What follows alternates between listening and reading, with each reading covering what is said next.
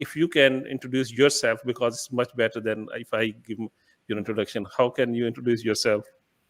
Bismillah ar-Rahman ar-Rahim. Well, I converted to Islam in 1999, and I have since my teens questioned the Western secular culture in which I have been raised, and gone into many different kinds of studies and research. I did my degree in Japanese language and literature. I did my master's in comparative East Asian and African literature, and I did my doctorate in Islamic literature of West Africa, where I also researched about the imposition of a mentality, a way of life by the French in West Africa. I have also taught at Islamic College in London for 20 years and been involved in media, various TV stations, producing and presenting different shows on Islam. So I have a wide range of interests. Yeah. About you told that you converted to Islam 1999. Yeah. So if I ask you some questions about this, I hope you don't mind. Yeah. That's fine. Yeah. Yeah. So the most of the time the people like you are very well learned. People ask why, what was the reason that you converted to Islam? What was that special thing? And also that special time and point where you decided, no, okay, this is the time I have to go into this path. So can you describe that moment and the feeling and all sort of things if you can? I think that I was always feeling that in the culture in which I was raised, which was a nice culture, nothing particularly wrong with it, it just lacked knowledge of spiritual dimensions of life. And people around me were mainly concerned just with worldly affairs, just thinking about the world that you see around you. And for me, I always felt as if I'm on the outside looking in. I didn't really fit in with the culture in which I was raised. And from a young age, I kind of saw how our society is artificially constructed. So I was seeking spiritual knowledge, and I was also deeply questioning the artificial culture that I was expected to be a part of. There's an unconscious expectation that you're going to follow a certain path, and like all of your peers and your friends and colleagues, family members. But to me, I just saw that there wasn't a particular point in the culture in which I was raised. Okay, it might be nice on the surface, but what is the point of us living like this? The big questions hadn't been answered, let alone people having knowledge about that. And I did study in Japan when I was 18. I stayed with Japanese family for 3 months. And then after that, I went to Malaysia just for a few days. And that was my first experience of a Muslim environment. And I instinctively felt a lot more comfortable in that environment. So coming into Islam for me was very much a kind of instinctive thing, because at that stage, I hadn't been given any books to read. I didn't know many Muslims. I certainly didn't know any other converts. So I didn't know that converting to Islam was something that people did. I just felt that it made sense. I just feel that in the West, we have lost so much in terms of knowledge of what it is to be a human being, spiritual dimensions of existence, akhlaq, morality, certainly morality. And so I had Muslim friends. I moved in with a young woman who was Moroccan, British Moroccan, and she was studying Arabic, and we went out to Egypt together. And once I got to Egypt, I didn't want to come back to the West. Okay. Yeah. And of course, then I came to the the path of Ahl Bayt alayhim salam in 2003. That's a whole other story, because I didn't know that there were different kind of versions of Islam, we could say. So, yeah. Okay, so it is, you talked about the spirituality. Sorry, spirituality. So the like the before converting into Islam, like you were feeling like some people say, some converts say, like we were feeling empty from our heart side, like we were not content. So was it that type of thing, or only it was instinct? Okay, I have to go. I think this is the right path to go in. It was a very overwhelming kind of realization. So I had studied other books on, say, spirituality, spiritual practices. I had friends who were interested in spiritual development, but it was all very kind of hodgepodge, mix and match, take what you want from it.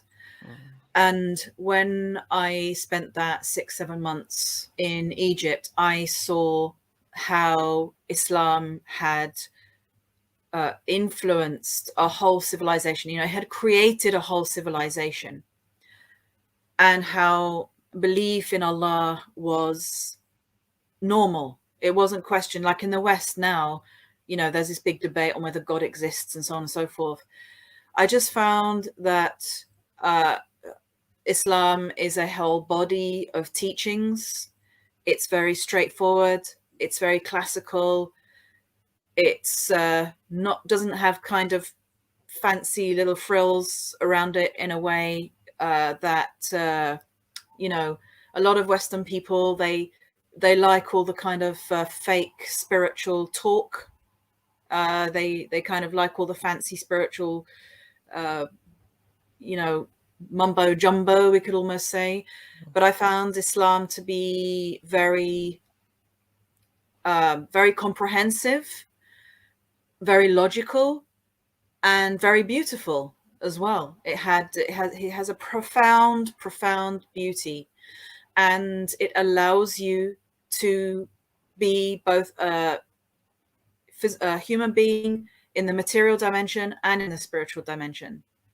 So it was from there that when I came back to England, I didn't want to come back, but I had to come back in a sense. And when I came back, that's when I started to do more research. So I came back in 1997 and then did research for 2 years and converted in 1999.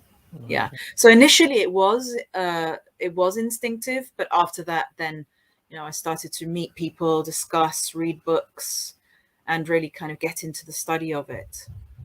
MashaAllah, it's frankly, I'm very blessed that I'm talking to you. I hope you will remember me in your prayers as well. Inshallah, likewise, Yeah, inshallah.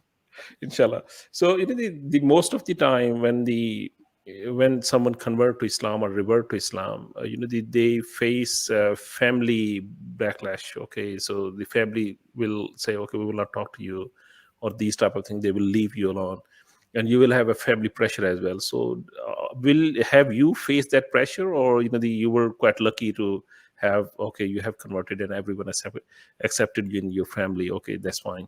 It's your choice to use it. No, I had It's a that tough as well. question. Yes. Yeah, I mean, bless them, and I appreciate, everything that they did for me as a child. And I mean, my mother passed away in 2013 from cancer, and alhamdulillah, I mean, they're good people, but definitely it was something very, very strange for them. They found it so hard to accept, and to them, I was just becoming an Arab, and Especially you're converting in 1999 when the 9/11 was, and the time is quite crucial at that time as well. yes, Everyone is thinking the Muslims are terrorists. yes. I mean, it was already hard in the late 90s. I actually didn't know much about what was going on in the world with regard to Afghanistan or places like that. I knew a little bit, but not much. I mean, Islam hadn't really been, we could say, on my radar much. It wasn't something I thought about or knew about much. And so when I converted, it was purely just because I was just so impressed by the beauty of Islam, the logic of Islam, the fact that it still has so much that we have lost in the West. I mean, it was a really, really emotional issue for me, because people don't realize here, the irony is people in the West think that they are free, but I always felt trapped. I always felt trapped and suffocated in a Western culture. And I felt I could breathe in an Islamic environment, in an Islamic culture. So, and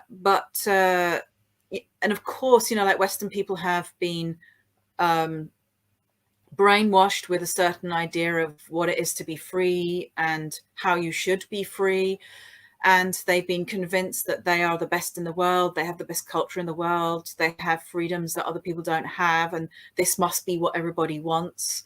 And so when you go the opposite way and you actually even consciously reject some of the freedoms that you have, you do reject some of the technical freedoms that you've been given. They just cannot understand why. And so it has always been quite difficult for them to deal with. But I think the younger generations coming up in the family have a different attitude, because it's a different world now, 20 years on. So they have Muslim friends at university, and they've, got more of an open mind. So with the next generations coming up, it's been easier. But if we think about the current environment, and especially nowadays, I'm looking at you, mashallah, you are wearing a hijab, but nowadays everyone is the against this hijab. So much people are talking about the hijab, that why these people are wearing hijab. Like you said, you have the liberty, like you have taken this yourself. No one is forcing you to do it. Even the Islam is not forcing you to do it. Islam is telling you, and you are accepting it. Yeah. So how can we tell these people that if any Muslim woman, she is wearing hijab, it's not her husband is forcing her, or her brother, or anyone is forcing her. He's taking by her own will. It's not for enforced thing, like the people think here. Yeah, I mean, it's in a way, Islam is a worldview that people need to understand. And when I was in Egypt in the 90s, how I saw hijab back then was that, it's just in some ways an item of clothing. Like, it's not this big deal that it's been made out to be. I saw it as it's a norm. It's like it's not an issue. We have, history of women from all different cultures going back 2, 3, 4, 5,000 years of it being normal for women to cover their hair.